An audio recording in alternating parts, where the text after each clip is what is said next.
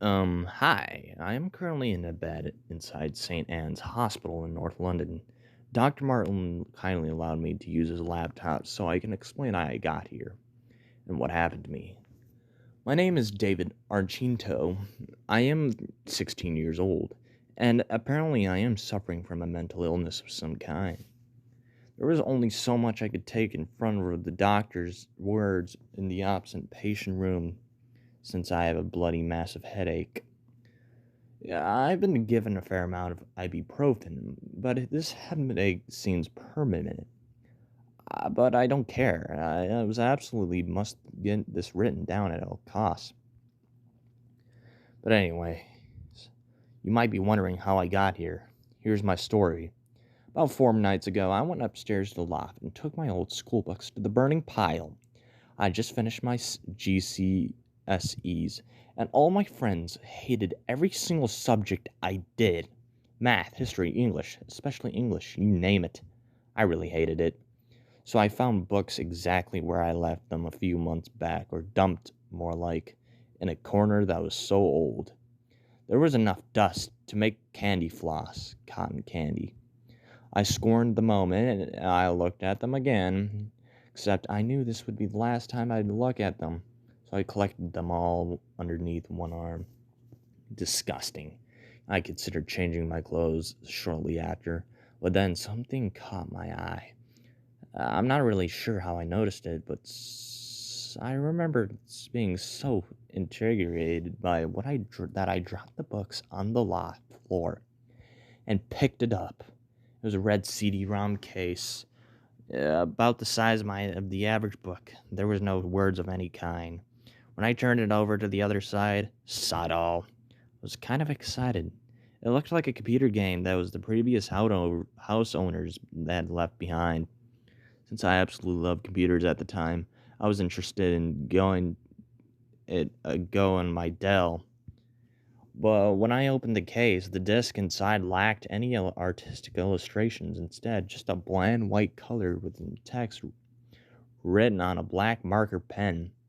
The words were Chatroom 98. I wasn't exactly pleased when I learned it wasn't a game. But since someone had actually went through the effort of making Chatroom disc, I'd rather have vast chat rooms available on the internet. I concluded that it would be somehow different that I got right. Having kicked from the worthless books down the attic ladder, I inserted the disk inside my old laptop. After a brief moment, a red box with no text appeared in it. I wasn't sure what to make of it at first, but it seemed to linger for half a minute. Then the screen went black for a few moments and flashed. The words "Welcome to Chatroom 98" appeared at the top of the center of the screen. Chatroom 98 was what was the significance of that number? Then what appeared to be a white text opened up in the center. I didn't know what to type, so I randomly put hello. I didn't expect the kind of response, but then I got one. It went by the person of the name Darwin Clark, replied, "Good afternoon." There was no possible way that this person was real. It seems like I was the only possessor of this chat room disk. Then I realized it was one of those chat bots, a software designed to stimulate an intelligent conversation with whoever talks to it. ICTs was the only thing I was ever good at. I still thought it was strange, though. I'd only lived in my current house for 6 years, but I've never encountered the red box in my entire life. I suppose the house's previous owner must have owned it, but it's not like they owned a computer, unless you count the smashed to pieces one that we threw away into the dump when we first arrived. But anyway, I tried to start a conversation to what an extent the AI has been programmed. "Lovely weather we're having," I wrote. No sooner than 3 seconds. Mr. Clark replied, "No, it rather seems miserable today." I was taken aback. The weather was more or less exactly how we put it. I didn't know either, until I looked out of the window and saw it was about to rain. It seems that the books had one more day to live. Well, I wasn't too surprised. The chatbot was probably programmed to say that, and since this is England I lived in, it could have been more than likely. So then typed it in. So, what are your favorite movies? Again, got a response. I don't watch movies. I prefer the theater. The theater? Was I talking to an old man? I replied, how old are you? I didn't care if the bot got offended. It would have been given me to an answer eventually. The answer was, I'll tell you about myself. I was born in 1867 and grew up with two sisters, whom I hated. Okay, right, whoever programmed was clearly having a laugh. I typed back, laughing hysterically as I wrote. Well, I was born in 2098 with two identical twin brothers who were also aliens from the planet Boogaloo. I am also Jesus. I wonder what that senile old man would say next. I knew it was a chatbot, but I kept thinking it was a real person for unexplained reasons. He said, really? Nah, how droll. Nice to meet you, Mr. Jesus. Have your brother abducted anyone yet? I cracked up again. Whoever made this must have done an impressive job. I typed in, yes, they are actually alien weirdos who prey on human kids. You better watch out. They also have a fetish for CD-ROMs. The next reply was just unsettling. Clark replied, well, although I may appear to be a CD-ROM, I'm actually a human myself. Once until I faced judgment over my transgressions. I didn't know what the fuck he was saying, but the poignant detail of this description startled me for a second. Felt too real. Too real. And then, to my surprise, he typed another message. You don't understand? Let me make myself plain. My sisters, whom I hated, met with a tragic accident. I was about to feel cold. This was not just a bot. This must be a psycho chatbot or something. Or it was some sort of big joke, so I typed it in to see his reaction. Do you know what else my brothers have done lately? And then I was met with the biggest surprise of all time. Darwin Clark responded again with, only this time I could see his message being typed like a ticker typewriter.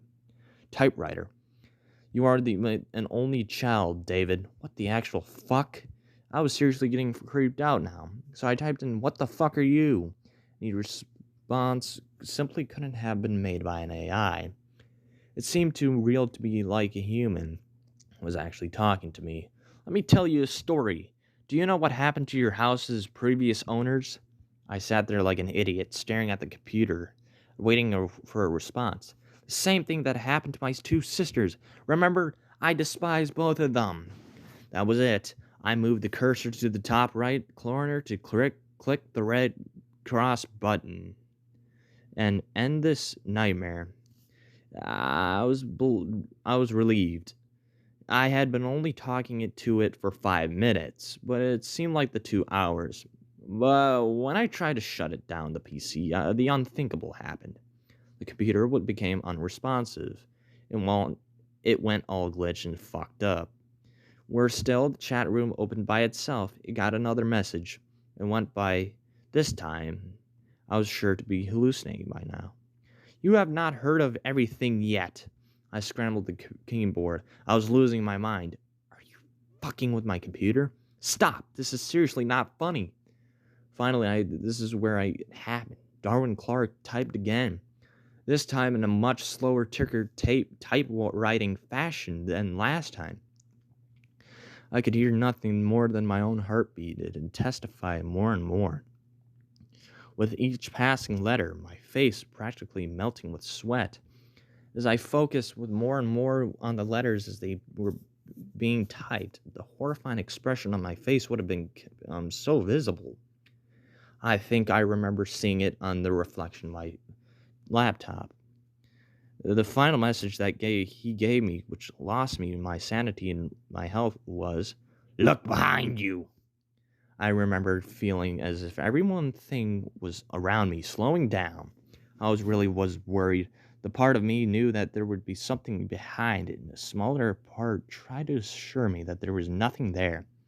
I shut my eyes and clenched my teeth violently together, but shot my head back like a bullet. Nothing. Absolutely nothing. I spat out a weak laughter, nodded my head in relief, and felt like everything was safe again until I looked up back to my computer monitor. I must have seen it at a moment, swiveled my chair, but it caught me anyway. There was a fucking face of a man, a fucking pale white man who was grinning at me on my laptop screen. His hair was blonde and he seemed to be in his mid-20s, but his facial expressions was the exact opposite of friendly.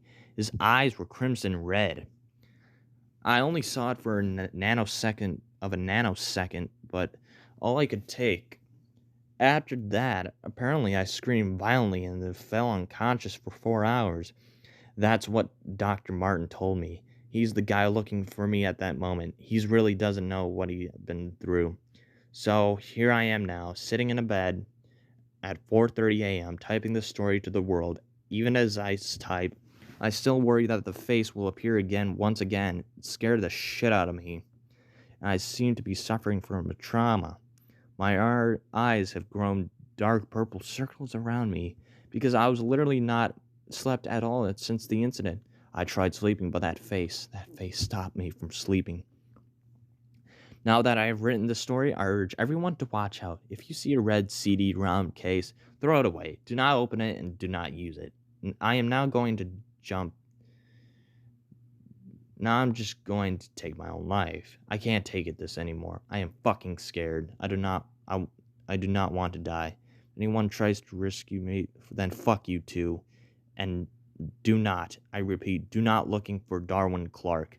He may or may not be real, but he can drive you insane. If you read this message, do not look for Darwin Clark. If you find him, you will lose your mind.